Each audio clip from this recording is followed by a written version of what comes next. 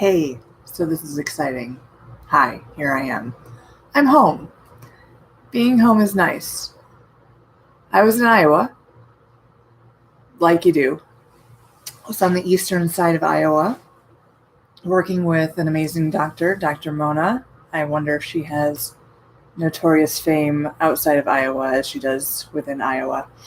Also stopped in Chicago, I did, to see She's Crafty, which is an all-female band that covers Beastie Boys songs, and you should totally check them out because they are amazing. So amazing. Totally check them out. Saw them live. They were playing at a street festival in Chicago. I miss Chicago sometimes. I mean, Salt Lake is nice, but let's be honest, it's not Chicago. But do check them out. So I had to get some of their swag. They were incredible. So much energy and so good. So good.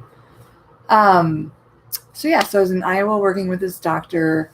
I may join forces with her to do amazing things, not only in Iowa, but around the nation and around the world. I'm exploring my options, of course. So I'll keep you posted on that. Iowa is interesting for so many reasons. I didn't even let people know that I'm here. I'm just talking to myself. Hold on. See, this is what happens. I get excited and forget stuff, and I didn't even post the tweet. Posting the tweet. Are people here? People aren't here. No, people aren't here. Okay. Should probably say all that again at some point. But anyway, so Chicago's super fun. Iowa's super Iowa. It's like I grew up in Michigan. It's a lot like Michigan. It's like farmland and small towns and yeah. Interestingly enough, and I plead complete ignorance, as many Americans are when it comes to geography, I didn't realize that one of Iowa's borders was the Mississippi River. That was a thing. So I got to see the Mississippi and like stand by it, not just drive over it like I did the one time when I moved from Philadelphia to Salt Lake City. That was pretty amazing. It's pretty gorgeous. I'm definitely a water person. It can be frozen water in the form of snow. That's fine. It can be lakes. It can be rivers. So I'm drawn to water. Love it. It was super beautiful, super farmland, super Iowa, which is not bad. People are very nice. They're very Midwest, warm, fuzzy people. So I had a good time. Cheers. It's been a long day. I drove 3 hours from Iowa to Chicago in order to get on a plane to fly another 3 hours. And now I'm home. Enough. So no, Iowa, not enough about Iowa. Iowa,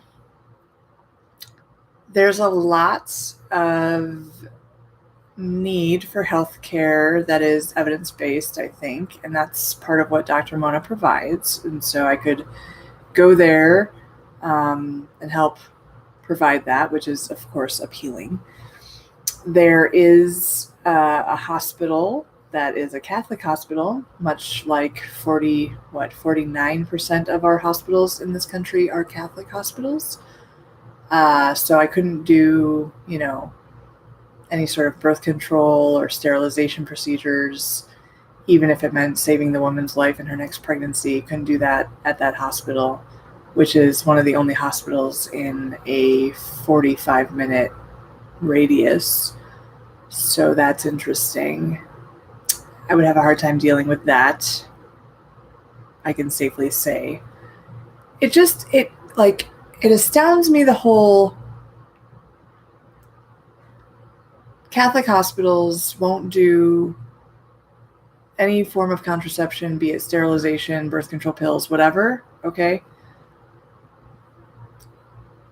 Because Catholic, and because you're supposed to get pregnant if you have sex, and that whole, I'm simplifying. I'm oversimplifying, I know. So they don't do that, but what I don't understand is how someone else getting their tubes tied, for example, affects them. Like, they aren't getting their own tubes tied. And in fact, they lose business when someone has to go to a different hospital because they want a tubal with their C-section. So they lose the delivery. So that's money gone. But the tubal itself is not like a separate fee. So either they lose all the money of the entire delivery, or they gain the money from the entire delivery, which is unchanged in amount, whether or not you do a tubal. So it's not like they get money for someone who has a C-section and a tubal. They don't get any extra money. They get the same money if it was just a C-section versus a C-section and a tubal. So they want the person to go somewhere else for their C-section and tubal. It doesn't make sense because they're not really involved in the whole tubal thing. If I'm the one performing it, they don't have to have a hand in it. I don't know. I guess I don't understand. So that's a whole scenario that would be very interesting. Coming up on Docsplaining. So I'm going to get into like videos that are edited and smoother and less live streamy regarding specific topics, regarding things that are posted on the internet that are untrue, regarding politics of the day, regarding breaking down things a la my way that I do. So hopefully that'll be entertaining and you'll be interested to see that coming up. Also, I want to do those Skype calls. I've done a couple of Skype calls already, and those I have to make sure that people are okay with how they're edited and trimmed down. If they agree that I can then post them, I will. So the Skype calls are coming. I wonder if people would be interested in a live Skype call scenario, or if people want to call in and leave messages and ask questions and then I answer them. That's a question I have for you guys. So let me know if that's something you think would be interesting. Let me check the Twitter, or I can check this Twitter, I guess. That would be also easier. For any questions that might be popping up on the Twitters. Doesn't look like it, which is fine.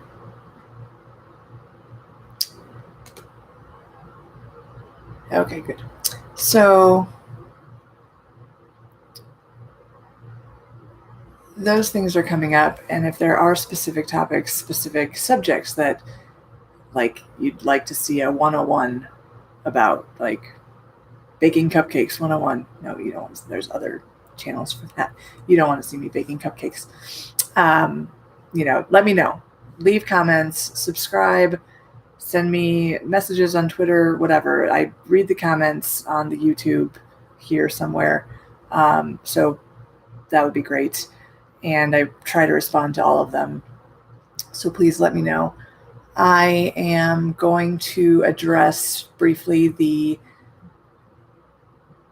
really disgusting use of Mollie Tibbetts' murder in political fear-mongering. It is disgusting that her tragic death is being used to propagate myths about people in this country who may or may not have a green card or permission to be here. Because guess what? The people in this country have a lot more to fear from other people in this country. So let's talk about intimate partner violence. Let's talk about 50% of women who are killed by homicide are killed by someone they know, their partner, their husband, their boyfriend, their intimate partner is responsible for half of those people's murders. So we talk about building a wall to keep all the bad guys out. Well, guess what? Building a wall does two things. First of all, it's ridiculous. Okay. Secondly, it does two things. Sure, it keeps people out, but it also traps us inside with the actual bad guys, namely U.S. citizens, our intimate partners, who are 500% more likely to kill us if we are in a domestic dispute and there's a gun in the house. We don't need to be afraid of people from other countries. We need to be afraid of the fact that women are not valued, that we are commodities, that we are disposable goods. That is what we need to be afraid of. And until we value little girls and educate them and teach them that they are worth something and that they can do things with their lives, you just read Half the Sky. It's all there. Read any number of other books that I can't think of off the top of my head right now. We don't value women. We don't value girls. We don't see them as human beings with potential and the ability to do things. And so we shoot them and we kill them and we beat them and we rape them and this is not hyperbole. So the fact that the administration and the media also, hello media, are using this poor woman's tragic murder to further propagate fear-mongering and promotion of some ridiculous freaking wall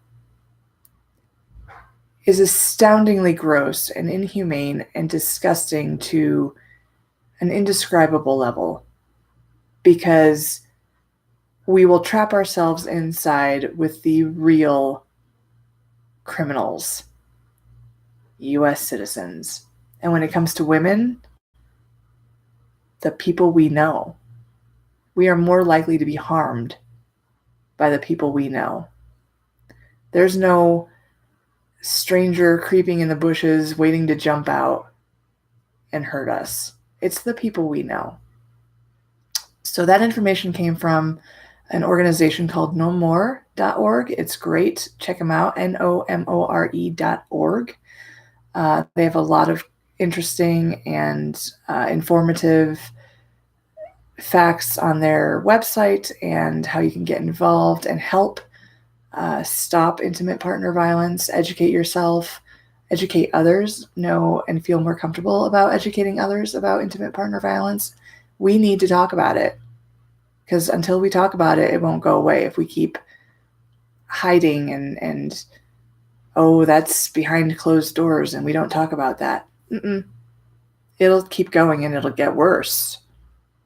It's already done until it gets better. So we really have to open the conversation, educate ourselves, and go to the uncomfortable places, like missing the whole point with Mollie's murder. It's not about immigration. It's about hating women, is the thing. So I'm gonna end there. Yeah, sorry, leaving on a bit of a down note. But on an up note, stay tuned for actual, put together videos and topics, and let me know what you want to see. Let me know in the comments. Let me know on Twitter. Reply to one of the live streaming posts. Let me know what you want to hear about, what you want to talk about. Let me know if the Skype thing is a good idea. Let me know what you would love to see, what kind of video I could make, maybe with a lot of technical help, because I don't know what I'm doing. So on that note, have a great night. I will come at you guys later, and see ya. This has been Docsplaining. Subscribe. Bye.